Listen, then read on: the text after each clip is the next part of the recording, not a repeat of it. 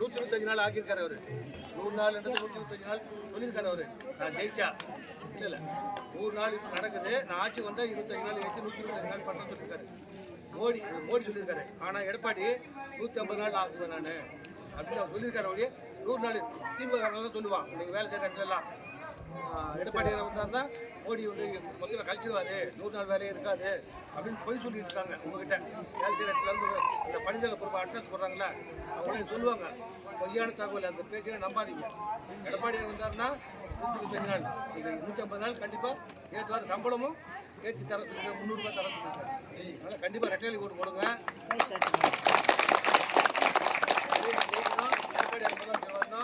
ஏற்கனவே நமக்கு வந்து ஆடு மாடு கொடுத்தாங்க, ஒன்றும் இல்லை. தாலி தங்கம், மிக்சி, கிரைண்டரு, டிவி எல்லாமே கொடுத்தாங்க. அந்த இன்னைக்கு வந்தானா எதையுமே கொடுக்கல. ப்ளஸ் 2 படிக்கிற பசங்க சைக்கிள் கொடுத்தாரு. பசங்க நடந்து போகுது, பஸ்ஸில் ஏறி போகுது. அதுக்கப்புறம் மடிக்கணி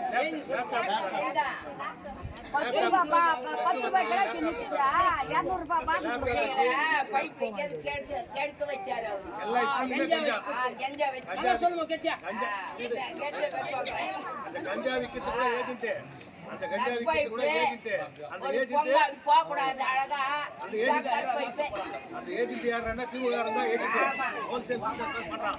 ஒவ்வொரு ஸ்கூல் போயிட்டு தெரியாத ஆள் மாதிரி வச்சுட்டு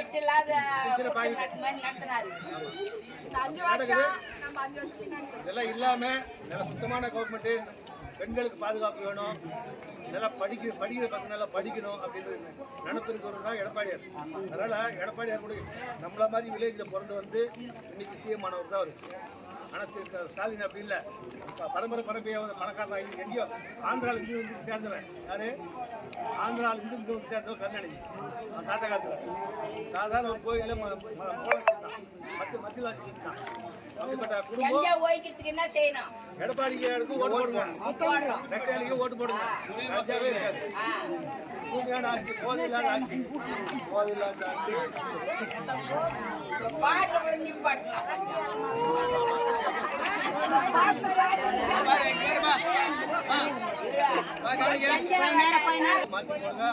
ஆட்சி எடப்பாடியார் அம்மா ஆட்சி வரைக்கும் கஞ்சா காலம் கொடுக்க மாட்டேன். ஏன்னா கஞ்சா விற்கிறதுக்கு எல்லாருமே போலீஸ்காரன் போனா கஞ்சா விற்கிறன்னு கூட அவனுக்கு காமிச்சு போலீஸ்காரன் கேட்டா அவன் ரீச்சார்ஜ் என்ன விட்டுருவா. அப்ப என் குடும்ப ரோடு போலீஸ்காரன் பயப்படுறான். எது கவர்மெண்ட் முதலமைச்சர் இருக்கு போலீஸ்காரன் பயப்படுறான். போலீஸ்காரன் பயப்படும் போது அப்ப நமக்கு என்ன பாதுகாப்பு? ஆனால் தாட்சி ஒழிக்கணும்னா நமக்கு பாதுகாப்பே இல்லை.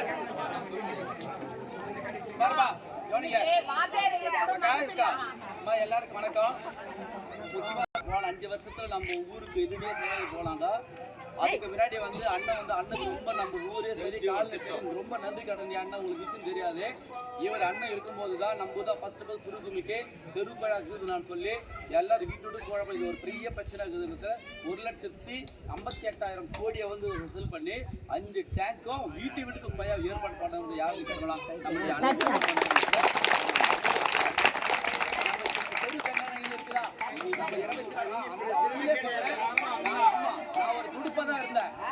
எல்லாமே இந்த ரோடு போட்டு கொடுத்தது அண்ணன் தான். அந்த ரோடு குத்த போறோடனே அண்ணன் தான். ஒவ்வொரு டேங்க் கட்டி ஒவ்வொரு டேங்க்கும் 2 மிஷின் போட்டுருந்தாங்க. எங்களே என் வாழ்க்கையில என்ன அண்ணன் என்னைக்கு பண்ணி மறக்க மாட்டேன்.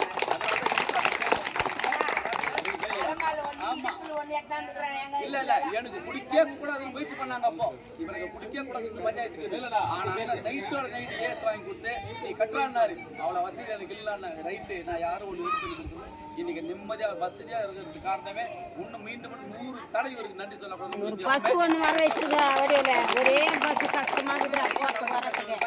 10,000 ரூபாய் 10 ரூபாய் சைன் பண்ணி கொடுப்பாரு. பிரிட்ஜுக்கு ஒரு குடும்ப அட்டைதாரருக்கு நிறைய இப்போ இவர் கையில் இருந்தாலும் போதும் நம்மளுக்கு என்ன வேணும் எடுத்துட்டு வந்துடலாம். சும்மா குறவங்கிட்ட இன்னைக்கு ஒரு எம்எல்ஏ கட்டு போல ஒரு ரோடு வந்து சைன் பண்ண முடியும். இன்னைக்கு அவரால் ஒரு ரோடு போட முடியாம கேட்டு அந்த லாஸ்ட் அந்த தாங்களுக்கு போகிற ரோடை கேன்சல் பண்ணி வெளியே இடத்துல போட்டுருக்காங்க.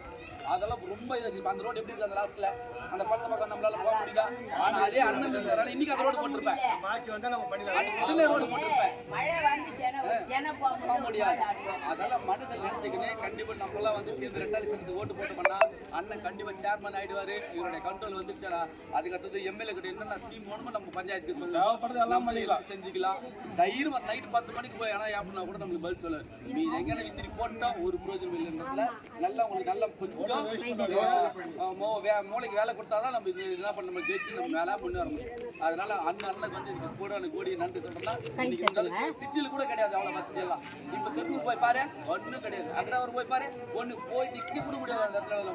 ஆனால் நம்மளுக்கு அவ்வளோ சப்போர்ட் பண்ணவர் நம்ம சேர்மன் அண்ணன் ரவியானது நேரத்துல கண்டிப்பா இல்ல பண்ணிருக்கிறோம். ஆனா நான் யாருமே தெரியாது இல்லைன்னா இதே மாதிரி திருச்சி மாதிரி தான் சிறுநூறு இருக்குது, அக்ரவரும் இருக்குது, ஆக்கியாபுரம் இருக்குது. எல்லா ஊருமே இப்படிதான் இருக்கு. ஏன்னா எங்களுக்கு எக்ஸ்ட்ரா செஞ்சு ஆட்சியில் இருக்கும்போது பஞ்சாயத்து எல்லாம் பண்ணாரு.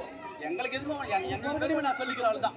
எல்லாரை விட எங்களுக்கு அதிகமாக பண்ணிக்கலாம். ஆனா ரவேனா ஒரு கோரிக்கை எல்லாரும் லேடிஸ் எல்லாம் சேர்ந்து ஒரு கோரிக்கை வச்சாரா பஸ் வந்து எங்களுக்கு வந்து ஒரே ஒரு பஸ் அனுப்பிட்டா பஸ் மட்டும் கண்டினியூவா போற மாதிரி கேக்குறாங்க எல்லாரும். எல்லாருமே ஒரே பஸ் வருது நைட்டு 9 மணிக்கு வருது காலையில 8 மணிக்கு நம்ம ஆட்சி வரல. நம்ம ஆட்சி வரட்டும் டவுன் பஸ் கண்டிப்பா நம்ம போடுறோம்.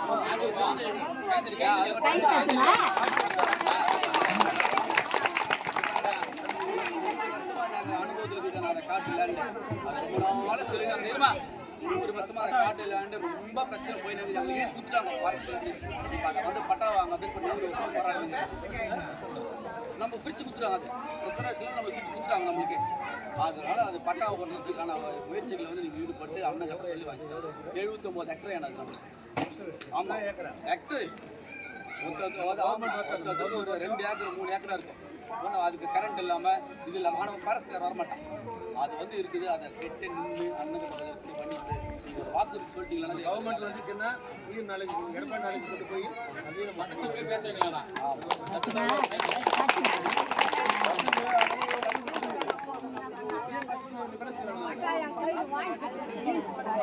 கண்டிப்பாக வாங்கிக்கலாம். சட்ட பேச வைக்கிறேன் சொல்லிடுறாங்க.